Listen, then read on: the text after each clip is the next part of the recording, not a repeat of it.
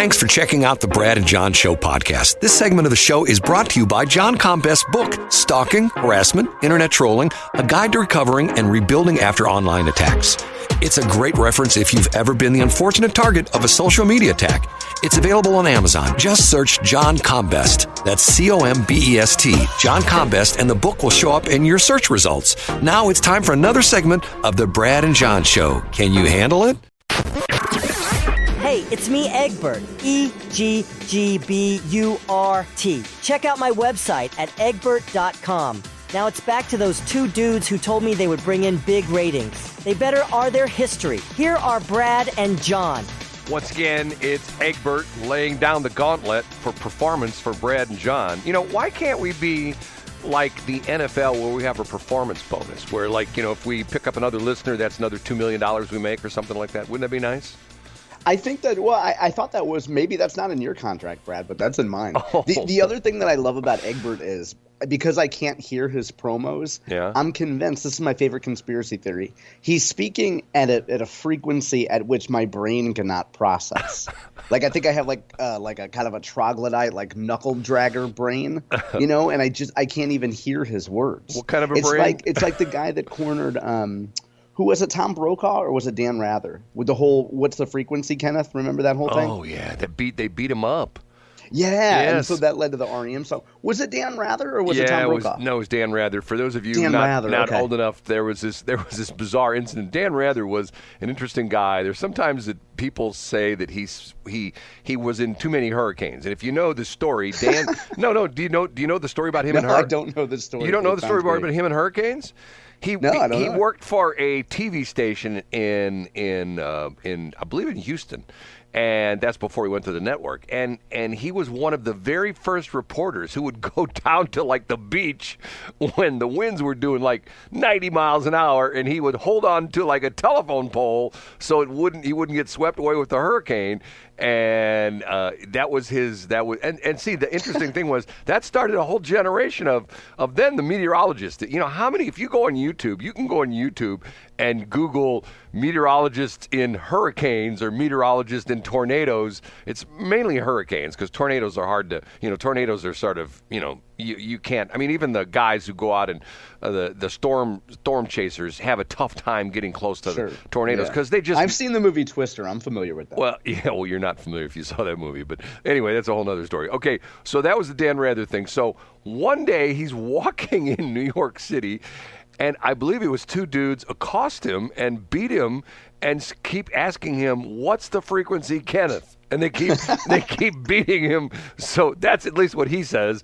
And he came back and he was all disheveled and I think he had a black eye and some other stuff. And he said to everybody, they kept beating me and they kept asking me, "What's the frequency, Kenneth?" So there was it REM? REM has the song, yeah. "What's the frequency, Kenneth?" That's one of those, that's a national thing. That's almost like on a statewide level. And I'm sort of dating myself because if you mention this to Bill Eigel, he probably wouldn't know what you were talking about. But if you mention it to a seasoned political person who's been in Jefferson City for a while, if you said green balloons, people go, "Oh, I know what you're talking about." Right? Right, John? Yeah. For those of you who don't know what that means, we won't explain it. You'll just have to figure it out. Hey, but you know what? There's a little TNA in our number 2 story today, Brad. Should we roll into the top 3? Yes. John Combest every single day puts together the top 3 stories, what he deems are the top 3 stories of the state of Missouri. You can find them out at johncombest.com, Combest. Here is number 3. Number 3 story today has to do with marijuana expungement, and it comes to us from the Washington Missourian. At the end of this, Brad, we should also mention for listeners how to get around the Washington Missourian paywall if you don't want to pay. Shame on you. So the Washington Missourian did a really good piece today, a really thorough piece, I should say, about marijuana expungements. And long story short, the Missouri State Highway Patrol says that it might take up to 5 years to expunge marijuana criminal records. Easy for me to say. Now, upon passage of Amendment 3, part of the deal was, hey, voters, if you pass this, in 1 year, all those marijuana convictions gone in 1 year. Now the Missouri State Highway Patrol says we need 5 years. And, Brad, what do you think the Missouri State Highway Patrol also wants. Well, here, let me answer that question, but let me ask you a question. Why is the Missouri Highway Patrol, isn't this the court systems? Because it is, but it was a unique feature of Amendment 3, Brad. We've talked at length about how the universal idea about Amendment 3 is if supporters could go back and rewrite parts of it, they would. So these entities were tasked with this workflow that they claimed from the outset. And Missouri State Highway Patrol said early on, hey, if you put us in charge of part of this, we're not equipped to do this. They want more. And in fact, go ahead, Brad. They want more money. Is that what you're asking the question? That's exactly right. Right, Yeah, so they went before a legislative body last month, I believe, and pointed out, hey, we already made staffing adjustments in anticipation of this need, but we still need more. Uniquely too, Brad, Franklin County says that if you look at statewide numbers, Franklin County is ahead of most every county in Missouri in terms of the progress they've made.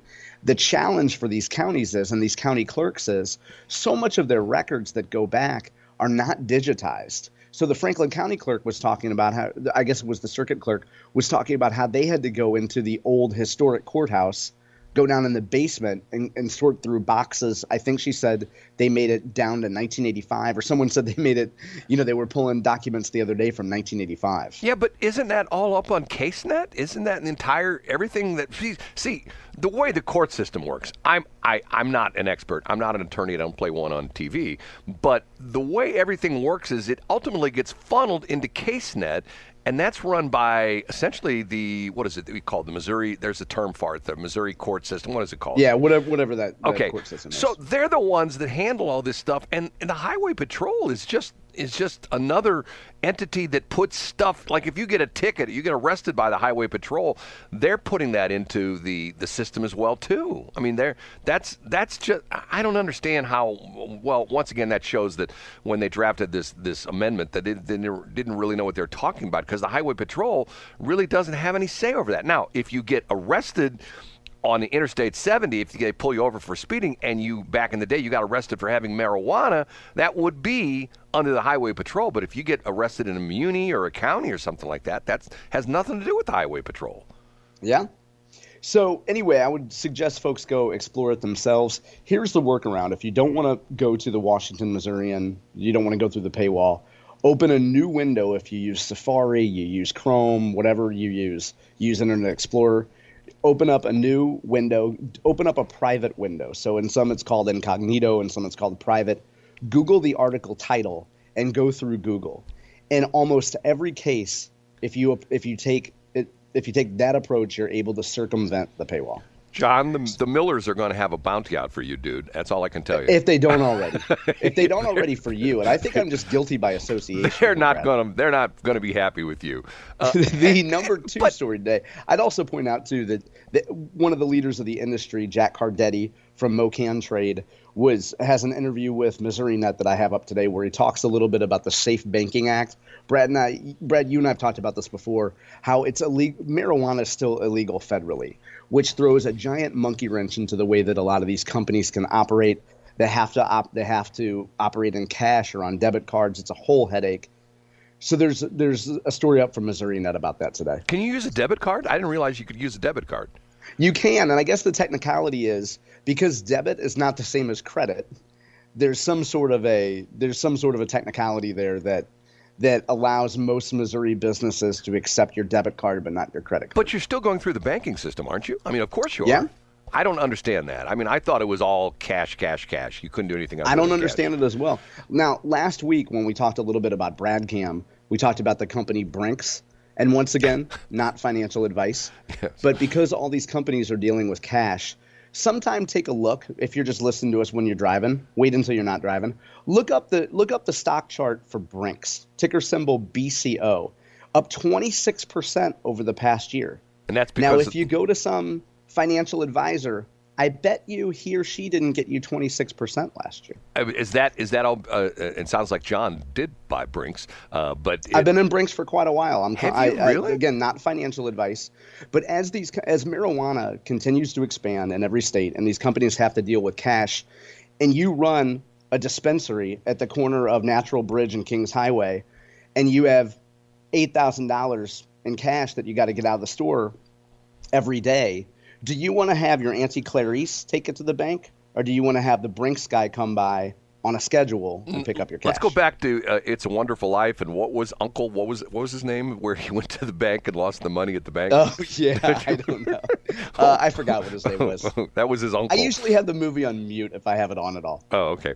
Okay, was that, where are we at? Is that That was number 3. Number yeah, 2. So the number 2 story, I teased earlier, Brad, a little bit of TNA.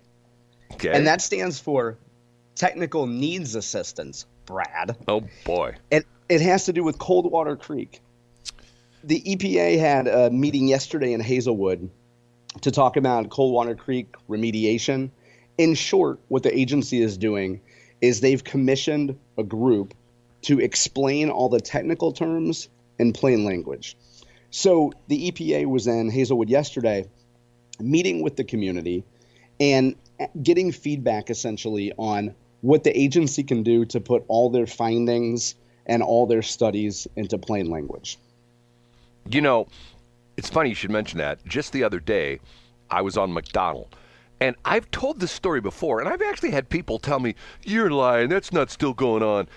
They are still pulling dirt and polluted dirt out of the ground there at the site that caused all the problems with Coldwater Creek. It's on the north end of the airport.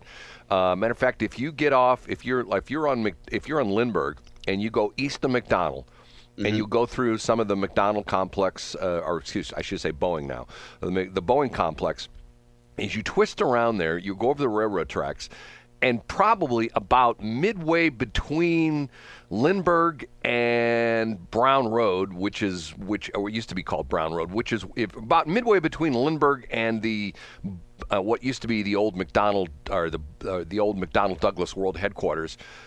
On the right side, for a long time, on the right side of which would be the south side of McDonald, there has been a hazardous waste site there for years, where they're essentially still, to this day, almost 100 years later, well, not quite 100 years, like 80 plus years, still picking up or digging up dirt that was, contaminated with uranium and all the other stuff from essentially the atomic bomb program from World War II. On the other side of McDonald, where I used to play in Little League in some tournaments, and later, as I was an umpire, I used to umpire games there all the time. Those fields, and anybody who worked in North County, especially if you were like in some of the bar leagues and stuff like that, big softball area. They were what field? What was the name of the field? I can't remember the name of the fields. There were like 3 or 4 fields right there, but I went by there the other day. And they've been doing this for a couple of years. They're now digging on the north side of McDonald, and they got the big, track excavators, and literally they're going down like 20, 30 feet, and they're taking the dirt and they cover it up, and they take it, now they drive it across McDonald, and there's a railroad spur that goes back into this project, and there must be a bunch of people that have employment for this, because when you go by the area there's a parking lot, which is just for the people that work there. There's always like 30 or 40 cars in the parking lot, during the day at least, not at night. It's big money, isn't it, Brad? Right, and to this day, they're still picking up, and that is how Coldwater Creek got contaminated, because that is Coldwater Creek right there. This is a bizarre little story that a lot of people don't realize. The Coldwater Creek actually starts someplace like in Breckenridge Hills on the south side of 70, goes under 70 right there at if you know where Cypress Road is on the east or the west end of the airport. Then it goes under the airport. It literally goes, the Coldwater Creek goes under the airport, and when it comes out on the north side of the airport, that's exactly where they dumped all this World War II uranium stuff. And it leached into the ground, and then ultimately leached into the Coldwater Creek, and then it goes all the way through North County. That's Hazelwood right there, goes through Florissant, and then it ultimately goes through unincorporated St. Louis County, and then ultimately, enters the, I think it would be the Missouri River. Yeah, I don't think it enters the Missouri River, not the Mississippi. So it's to this day. I mean, and the crazy thing about it is, who was the lady? You've got a good name, remembering of names. I went to her thing out there at WizRap. A lot of people go, WizRap? That's what they called it. Weldon Springs rehabilitation and pollution project or something. I don't know what the letters were. The government loves those. Let's call it Icon or Go Fast right. What was the lady who was the St.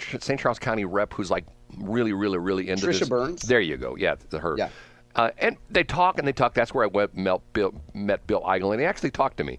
And nobody does anything. They talk and nobody does anything. So I'm sorry. Number one. Yeah, no, that's good. And that's a good explainer for people who don't really know why Brad is the way he is. Yes, I'm screwed up.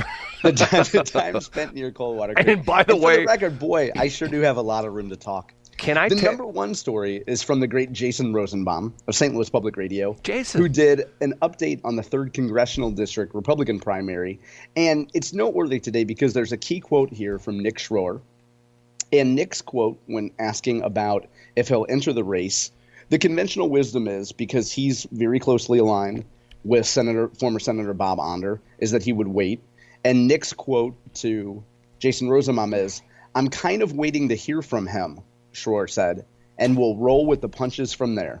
So in other words, if Bob Onder drops his bid to be lieutenant governor, and there's no indication at this point that he's planning on doing that, then Nick Schroer would not be in the 3rd congressional race. However, if Bob continues to stay in the lieutenant governor's race, there's a chance that Nick Schroer would run for that seat. Again, Travis Fitzwater, who